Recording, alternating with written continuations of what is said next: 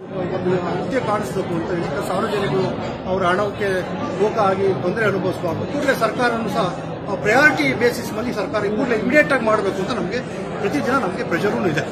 ಸರ್ಕಾರದಲ್ಲೇ ಆ ಜನಕ್ಕೆ ನೀವು ಏನು ಇನ್ವೆಸ್ಟಿಗೇಷನ್ ಮಾಡಿದ್ರೆ ಇಮಿಡಿಯೇಟ್ ಆಗಿ ಜನಕ್ಕೆ ಡೆಪಾಸಿಟ್ ಮಾಡಿರೋರಿಗೆ ಹಣ ಹೋಗಬೇಕು. ಅವಾಗ ಸರ್ಕಾರದ ಬಗ್ಗೆ ಒಂದು ನಂಬಿಕೆ ಬರ್ತದೆ. ಹಣ ವಾಪಸ್ ಹೋಗಿಲ್ಲ ಅನ್ನೋದಾದ್ರೆ ನಾವೆಲ್ಲ ಮಾಡ್ತಾ ಕುತ್ಕೊಂಡು ಏನು ಪ್ರಯೋಜನ? ಅಲ್ಟಿಮೇಟ್ಲಿ ರೀಚ್ ಆದ್ರೆ ಏನೋ ಮಾಡ್ತಾ ಇದೆ, ಅಧಿಕಾರಿಗಳು ಮಾಡ್ತಾ ಇದ್ದಾರೆ, ಸರ್ಕಾರದಿಂದ ಏನೋ ಆಗ್ತಿದೆ ಅಂತ ನಿಮಗೊಂದು ಭಾವನೆ ಬರುತ್ತೆ. ಆ ಹಿನ್ನೆಲೆ ಒಳಗೆ ನಾವು ಕಾರ್ಯಪ್ರವೃತ್ತರಾಗಿದ್ದೀವಿ. ನಿಮ್ಮ ಸಹಕಾರ ಇರಲಿ. ಇನ್ಯಾರಿದ್ದಾರೆ ಅವ್ರಿಗೆಲ್ಲ ಪ್ರಚಾರ ಮಾಡಿ, ಯಾರ್ಯಾರು ಆಂಬಿಡೆಂಟ್ಗೆ ಸಂಬಂಧಪಟ್ಟಂಗೆ ಈ ರೀತಿ ಏನಾದ್ರು ಕೊಡಿ. ಅದ್ರ ಜೊತೆಗೆ ಬೇರೆ ಬೇರೆ ಕಂಪನಿಗಳು ನಾವು ಇನ್ವೆಸ್ಟಿಗೇಟ್ ಮಾಡ್ತೀವಿ, IMS ಮಾಡ್ತಾ ಇದ್ದೀವಿ. ಅದಕ್ಕೆ ಸಂಬಂಧಪಟ್ಟಾಗ ಏನೋ ಮಾಹಿತಿ ಇದ್ರೆ ನಾವು ತಮ್ಮಲ್ಲಿ ಹಣ ತೊಡಸಿದ್ದು ತಮ್ಗೇನೋ ಮಾಹಿತಿ ಇದ್ರೆ ಅದನ್ನ ಕೊಡಿ. ಇನ್ನೊಂದು ಯಾವುದಪ್ಪ, ನಮ್ದು ಇನ್ಫ್ರಾ ಇದೆ, ಅವೆಲ್ಲ ಕಂಪನಿಗಳಿದಾವೆ, ನಮ್ಮಲ್ಲಿ ಪಟ್ಟಿ ಇದೆ. ಅದ್ರಲ್ಲಿ ಯಾರ್ಯಾರು ಹಣ ತೊಡಗಿಸಿದ್ರೆ ನಿಮಗೆ ಮೋಸ ಆಗಿದ್ರೆ ನೀವು ನೋಂದಾಯಿಸಬಹುದು. ನಾವು ಈ ಕೂಡಲೇ ಕಾರ್ಯಪ್ರವೃತ್ತರಾಗ್ತೀವಿ. ನಿಮ್ಗೆ ಅನುಕೂಲ ಮಾಡಿಕೊಡ್ಲಿಕ್ಕೆ, ನಿಮ್ಮ ಹಣವನ್ನು ವಾಪಸ್ ಕೊಡಿಸಲಿಕ್ಕೆ ಸರ್ಕಾರದ ಪರವಾಗಿ ನನ್ನ ನೇಮಕ ಮಾಡಿದ್ರೆ ನಾವು ಆ ಕಾರ್ಯದಲ್ಲಿದ್ದೇವೆ. ಅದರಿಂದ ನೀವು ಒಂದು 10 ಜನ ಟೀಮ್ ಮಾಡ್ಕೊಂಡು ಬನ್ನಿ. ಪಾಪ ಅಷ್ಟು ಜನ ಕೆಲಸ ಕಾರ್ಯ ಎಲ್ಲ ಬಿಟ್ಟು ಬರೋಲ್ಲ, ನಾವು ನಿಮ್ಮ ಒಟ್ಟಿಗಿದ್ದೀವಿ.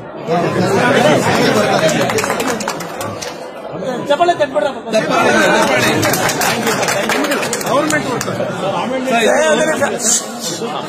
ಸರ್, ಈಗ ಸಿಸಿಬಿನವರು ನಿಮಗೆ ಪಟ್ಟಿ ಕೊಟ್ಟಿದ್ದಾರೆ. ಸಿಸಿಬಿದು ಬರೀ ಬೆಂಗಳೂರು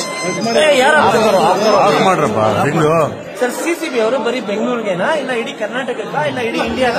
ಸಿಸಿಬಿ ಅವರು ಇನ್ವೆಸ್ಟಿಗೇಟ್ ಮಾಡಿ ಕರ್ನಾಟಕದ ಎಲ್ಲೇ ಭಾಗದಲ್ಲಿ ನೀವು ಕೊಟ್ಟರು ನಾವು ತಗೊಳ್ತೀವಿ.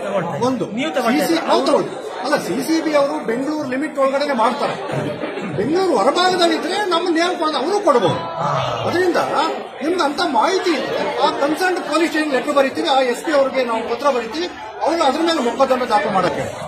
ಸರ್, ಚೆನ್ನೈಯಲ್ಲಿ, ಮುಂಬೈಯಲ್ಲಿ, ಹೈದರಾಬಾದ್, ನಮ್ಮ ಆಂಬಿಡೆಂಟ್ ಕಂಪನಿಗೆ ಸಂಬಂಧಪಟ್ಟಂತ ವಿವರಗಳು ಅವನು ಮುಖ್ಯ ಕಚೇರಿ ಕರ್ನಾಟಕದಲ್ಲಿದ್ದು ರಿಸರ್ವ್ ಬ್ಯಾಂಕು ಮತ್ತು SFCC ಸಮಿತಿ ಮೂಲಕ ಇದು ಫ್ರಾಡ್ ಆಗ್ತದೆ, ಡೆಪಾಸಿಟ್ ವಂಚನೆ ಮಾಡ್ತಾರೆ ಅಂತ ಕಂಡುಕೊಂಡ್ರೆ ನೀವು ರಾಜ್ಯದ ಬೇರೆ ಭಾಗದಲ್ಲೂ ಅವರ ಪ್ರಾಪರ್ಟೀಸ್ ಇದ್ರೆ ನಮ್ಗೆ ಕೊಡಬಹುದು. ಆಂಧ್ರದಲ್ಲಿದ್ರು ಕೊಡಿ, ಚೆನ್ನೈಲಿದ್ರು ಕೊಡಿ, ಡೆಲ್ಲಿಯಲ್ಲಿದ್ರು ಕೊಡಿ.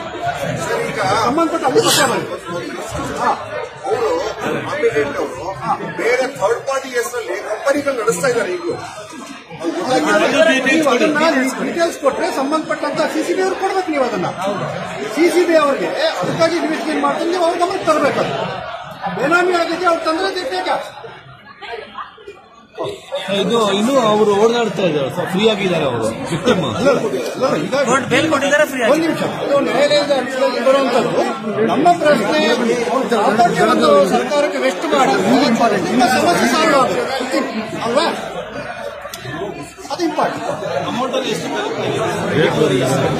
ಮಾಡ್ತಾ ಇದ್ದೀವಿ. ಕ್ಯಾಶ್ ಒಂದು 8 ಲಕ್ಷ ಎಷ್ಟು ಅಮೌಂಟ್ ಇರೋದ್ರಲ್ಲಿ 90 lakh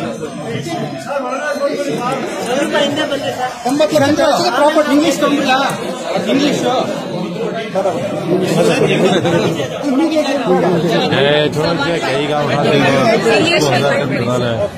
Sir, what is the status of the... No use.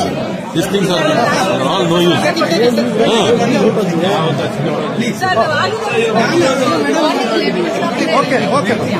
Sir, what is the status of the situation right now in terms of the investors? Where is Mr. Farid? Madam, already CCB is investigating. So first stage is finished. Second stage investigation going on. The first stage almost 14 properties, almost 80 lakh rupees already recovered. So I will send to propose to the government for the West. After the West, I will approach the concerned special court for the KP under KPADR. Then again take the permission of the court. Will go for an action. Were you able to locate the accused, sir? That's CCB only investigation there. That is their answer. I'm not.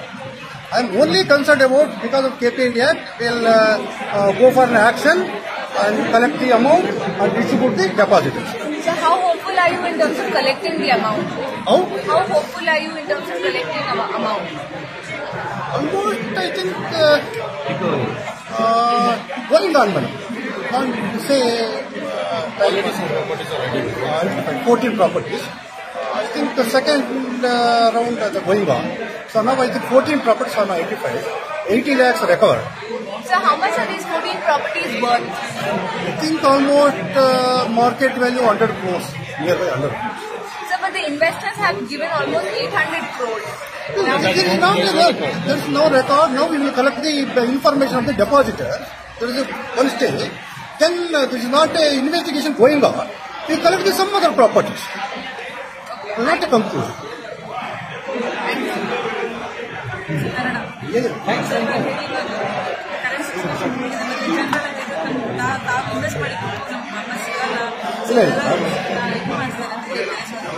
ಈಗ ಡೆಪಾಸಿಟರ್ ಹಿತರಕ್ಷಣೆ ಮಾಡಲಿಕ್ಕೆ KPID act ಅಂತ ಒಂದು ಕಾಯ್ದೆಯನ್ನು ಸರ್ಕಾರ ರೂಪಿಸಿದೆ.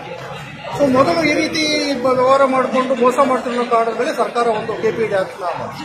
ಈಗಾಗಲೇ CCB ಮುಖ್ಯಸ್ಥರು ಮತ್ತು CCBಯ ಎಲ್ಲ ಇಲಾಖಾಧಿಕಾರಿಗಳು ಇದ್ರ ಬಗ್ಗೆ ಹಗಲು ರಾತ್ರಿ ತನಿಖೆ ಮಾಡಿ ಒಂದು ಹಂತಕ್ಕೆ ತಂದಿದ್ದಾರೆ.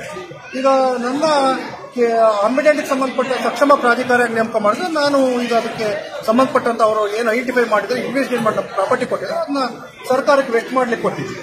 ಅದು ಸರ್ಕಾರದ ಬಂದ ತಕ್ಷಣ ನಾವು ನ್ಯಾಯಾಲಯದ ವಿಶೇಷ ನ್ಯಾಯಾಲಯದ ಗಮನಕ್ಕೆ ತಂದು ಆಕ್ಷನ್ ಹಾಕಿ ಅದನ್ನ ಹಣವನ್ನು ಅವರಿಗೆ ಮರು ಪಾವತಿ ಮಾಡಲಿಕ್ಕೆ ಏನು ಮಾಡಬೇಕು ಅದು ಮಾಡ್ತೀವಿ.